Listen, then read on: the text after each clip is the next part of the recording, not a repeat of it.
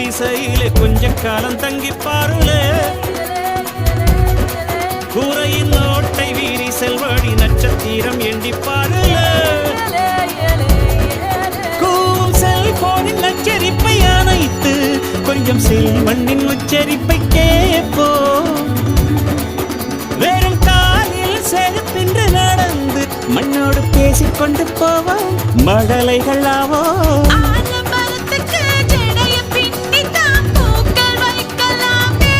உரோரம் ஐயனாரிடம் கத்தி வாங்கித்தான் பென்சில் சீவலாமே